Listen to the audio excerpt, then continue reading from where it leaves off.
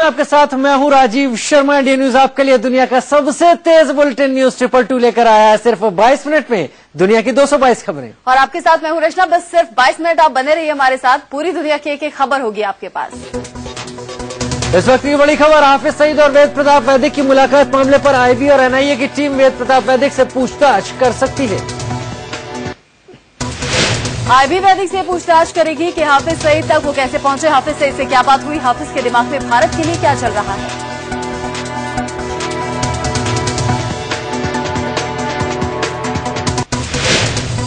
वेद प्रताप वैदिक के आतंकी हाफिज सईद से मुलाकात और कश्मीर पर दिए बयान को लेकर वो फंसते दिख रहे हैं। वाराणसी में एक वकील ने वैदिक के खिलाफ राष्ट्रद्रोह की शिकायत दर्ज कराई है। 25 जुलाई को इस मामले की सुनवाई होगी। वैदिक के खिलाफ इंदौर कोर्ट में भी याचिका दायर की गई है। कांग्रेस नेता विवेक खंडेलवाल ने देशद्रोह का मामला बताते हुए कोर्ट में अर्जी दी है, जिस पर 5 अगस्त को अगली सुनवाई होगी। वैदिक ने कहा कि वो किसी भी तरह की कानूनी कार्रवाई का सामना करने के लिए तैयार है। वैदिक ने यह भी कहा कि अगर संसद में बुलाया जाता है तो वो वहां अपनी स्थिति साफ करने के लिए भी तैयार है। मोस्ट वांटेड आतंकी हाफिज सईद से पत्रकार वेद प्रताप वैदिक की मुलाकात में आईएसआई का लिंक भी देखा जा रहा है। पाकिस्तानी पत्रकार हाफिज चाचर ने कहा है कि मुलाकात आईएसआई की मर्जी के बगैर होना मुमकिन ही नहीं है। उधर आरएसएस खुलकर वैदिक के पक्ष में आ गया। संघ ने वैदिक को देशभक्त बताते हुए हाफिज सईद से उनकी मुलाकात का समर्थन किया है। संघ नेता इंद्रेश कुमार ने कहा कि वेद प्रताप वैदिक ने जो किया वो देश की भलाई के लिए किया। वैदिक के लिए संघ का समर्थन तब आया जब एनडीए की सहयोगी शिवसेना ने उन पर कार्रवाई की मांग कर रही है। शिवसेना प्रमुख उद्धव ठाकरे ने वैदिक हाफिज की मुलाकात को देशद्रोह करार दिया। उद्धव ने कहा कि इस मुलाकात से सरकार पल्ला झाड़कर बच नहीं सकती। अगली बड़ी खबर, दिल्ली में सरकार बनाने का फार्मूला बीजेपी ने तैयार कर लिया। इंडिया न्यूज को सूत्रों ने बताया कि कांग्रेस के 6 विधायक अकाली दल में शामिल हो सकते हैं। ऐसी खबर है कि कांग्रेस विधायक जयकिशन और मतीन अहमद को मंत्री बनाया जाएगा। दिल्ली में सरकार बनाने को लेकर दिल्ली बीजेपी के नए अध्यक्ष सतीश उपाध्याय और दिल्ली के प्रभारी प्रभात झा ने अपने विधायकों का मंत्री टटोला। पार्टी खुलकर कुछ नहीं बोल रही, लेकिन माना जा रहा है सरकार को लेकर ही मंथन हुआ। सूत्रों से खबर है कि बीजेपी ने 37 विधायकों का आंकड़ा जुटा लिया है। ये भी बताया जा रहा है कि जेडीयू और निर्दलीय विधायक भी बीजेपी का साथ देंगे। फिलहाल बीजेपी के पास 28 विधायक हैं और उसके अकाली दल के साथ मिलकर यह आंकड़ा 29 हो जाता है। दिल्ली बीजेपी अध्यक्ष सतीश उपाध्याय ने कहा कि उपराज्यपाल को तय करना है वो किसे सरकार बनाने के लिए बुलाते हैं। सतीश उपाध्याय ने कहा कि बुलावा मिले तो सरकार बनाने पर विचार किया जा सकता है। बीजेपी में मुख्यमंत्री की रेस भी शुरू हो गई है। खबर है कि वरिष्ठ विधायक जगदीश मुखी सीएम उम्मीदवार होंगे। इस पर अमित शाह की मुहर लगनी बाकी है। मोदी के वापस आने का इंतजार हो रहा है। अरविंद केजरीवाल ने दावा किया कि उपराज्यपाल आज बीजेपी को सरकार बनाने का न्योता दे सकते हैं। बीजेपी से स्वीकार करने वाली है। केजरीवाल ने ट्विटर पर लिखा है कि बीजेपी के पास सरकार बनाने लायक विधायक नहीं है। सरकार बनाने के बाद बहुमत हासिल करना आसान हो जाएगा। केजरीवाल ने यह भी कहा कि अगर उपराज्यपाल बीजेपी को सरकार बनाने का न्योता देते हैं तो विधायक की खरीद फरोख्त को बढ़ावा देंगे। केजरीवाल ने यह भी लिखा है कि बीजेपी को सरकार बनाने का न्योता देने से पहले एलजी को बीजेपी से विधायकों का समर्थन पत्र मांगना चाहिए। अरविंद केजरीवाल ने बीजेपी और अब कांग्रेस विधायकों को खरीदने का आरोप लगाया।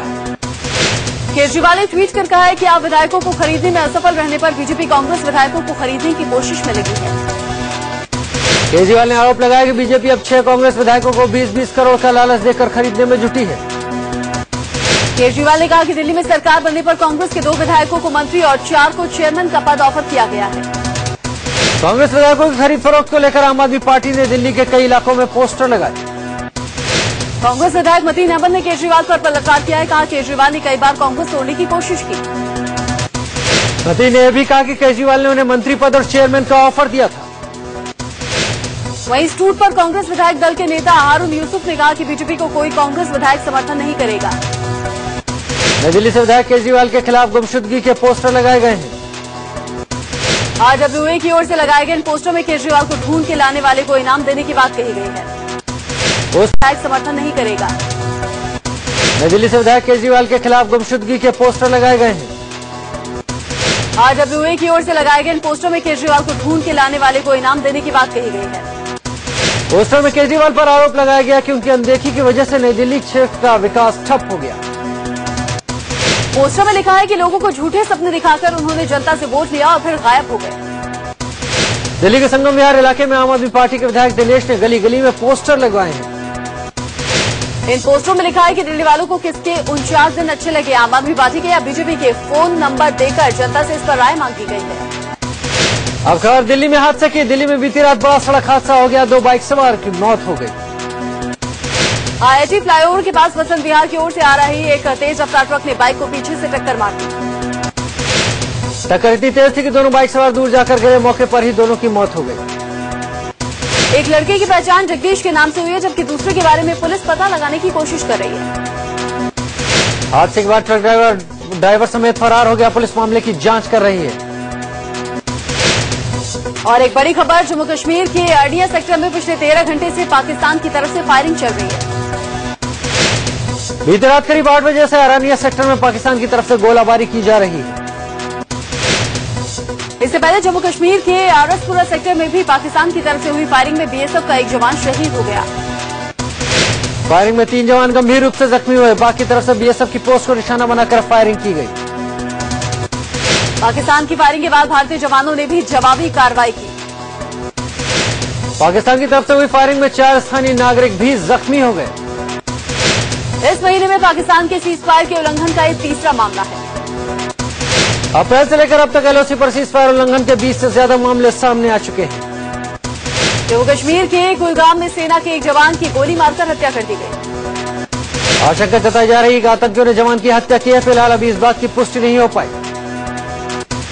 कांग्रेस नेता राजीव शुक्ला ने कहा कि पाकिस्तान हमारे जवानों को मार रहा है, हमारी सरकार चुप बैठी हुई है, इससे ज्यादा दुर्भाग्यपूर्ण कुछ नहीं हो सकता। ब्रिक्स सम्मेलन में हिस्सा लेने के बाद PM नरेंद्र मोदी फोर्ट लेजा से आज भारत के लिए रवाना हो गए। भारत रवाना होने से पहले मोदी ने ब्राजीलिया में दक्षिण अमेरिकी नेताओं से मुलाकात की। भारत लौटने के रास्ते में मोदी विमान में ईंधन भरवाने के लिए थोड़ी देर के लिए फ्रैंकफर्ट में रुकेंगे। मोदी आज देर रात दिल्ली वापस पहुंचेंगे। मोदी 3 दिन की यात्रा पर ब्राजील गए थे। चीनी सैनिकों ने जम्मू कश्मीर के लद्दाख सेक्टर के देमचोक और चुमार में बीते 3 दिन में 2 बार घुसपैठ की कोशिश की। सूत्रों के मुताबिक मंगलवार सुबह PLA सैनिकों ने देमचोक सेक्टर के चारडिंग नीलू नाला जंक्शन को चीनी इलाके में होने का दावा किया। वो अपनी गाड़ी से यहां घुस आए थे। चीनी सेना ने घुसपैठ की कोशिश ऐसे समय में की जब प्रधानमंत्री मोदी और चीन के राष्ट्रपति शी जिनपिंग ने ब्रिक्स सम्मेलन में मुलाकात की। इसके अलावा मंगलवार को ब्राजील में फोर्टलेजा में बैठक के दौरान सीमा विवाद का समाधान निकालने की जरूरत पर जोर दिया गया। ब्राजील के फोर्ट लेजा में ब्रिक्स सम्मेलन से था PM नरेंद्र मोदी ने रूस के राष्ट्रपति व्लादिमीर पुतिन से मुलाकात की। PM मोदी ने पुतिन से द्विपक्षीय मुद्दों पर साथ साथ आर्थिक मुद्दों पर भी चर्चा की।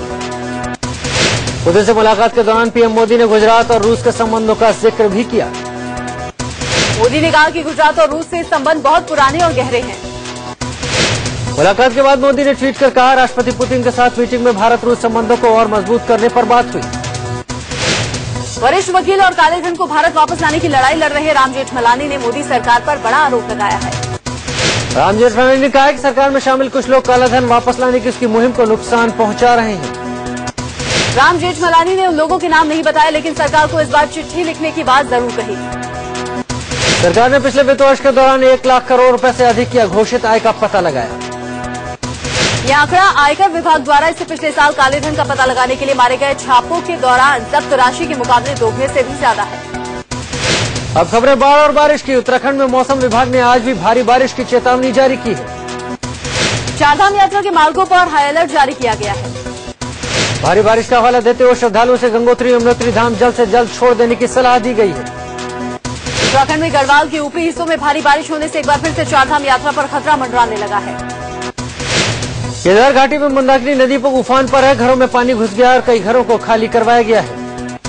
रुद्रप्रयाग में मंदाकिनी नदी का जलस्तर बढ़ने की वजह से केदारनाथ यात्रा और हेमकुंड साहिब यात्रा को 18 जुलाई तक के लिए रोक दिया गया है। रुद्रप्रयाग में बद्रीनाथ और केदारनाथ हाईवे भूस्खलन की वजह से बंद हो गया। सड़क कई जगह मलबा आने से चारधाम यात्रा पर ब्रेक लग गया है। कई जगह गाड़ियां और यात्री फंसे हुए हैं। उत्तराखंड के चमोली में एक बार फिर भारी बारिश से बद्रीनाथ यात्रा पर संकट मंडराने लगा है। जिला प्रशासन ने 3 दिन तक लोगों से अलर्ट रहने को कहा है। अलकनंदा नदी का जलस्तर लगातार बढ़ रहा है। चमोली में हो रही मूसलाधार बारिश के साथ भूस्खलन से बद्रीनाथ हाईवे पातालगंगा और लामबगड़ में टूट गया है। मौसम विभाग के मुताबिक अगले 24 घंटे में मुंबई, ठाणे, नवी मुंबई और कोंकण इलाके में तेज बारिश हो सकती है। बारिश के साथ साथ हाई टाइड का भी खतरा बना हुआ है। समुद्र में ऊंची लहरें उठने की आशंका है। इधर लगातार हो रही बारिश से मायानगरी मुंबई पानी पानी हो गई है। हर जगह जलजमाव हो गया है। सड़कें समंदर में तब्दील हो गई हैं। सुबह सुबह स्कूल और दफ्तर जाने वालों के लिए बारिश सबसे ज्यादा मुसीबत खड़ी कर रही है। बारिश से सबसे ज्यादा असर लोकल पर पड़ा है। कल सेंट्रल, वेस्टर्न और हार्बर लाइन की लोकल ट्रेनें करीब 10 मिनट तक देरी से चली। मुंबई के साथ साथ नवी मुंबई और ठाणे के कई इलाकों में मूसलाधार बारिश हुई, जिसके चलते सड़क पर जल जमाव हो गया। कल दोपहर करीब 3:13 पर हाई टाइड भी आया और समंदर में करीब 5 मीटर तक ऊंची ऊंची लहरें उठी। मुंबई में पीने के पानी की भारी किल्लत होने वाली है। बीएमसी ने इससे निपटने के लिए पानी सप्लाई में नए सिरे से कटौती की घोषणा कर दी। 5 star hotel, swimming pool, commercial place, mineral water company, cold drinks, construction site पर 50% की कटौती का आदेश दिया है। जबकि घरेलू उपयोग के लिए 20% वाटर कट जारी रहेगा। मुंबई में पानी सप्लाई करने वाले झीलों, तालाबों में सिर्फ 20 दिन का पानी बचा है। दिल्ली की यमुना नदी में पानी बढ़ने वाला है। बुधवार के दिन हथनीकुंड बैराज से दिल्ली की ओर 1,28,000 क्यूसेक पानी छोड़ा गया। अगले 50 घंटे में पानी दिल्ली पहुंच जाएगा। यमुना के कैचरिंग बेल्ट क्षेत्र में लगातार हो रही बारिश के बाद ये पानी छोड़ा गया।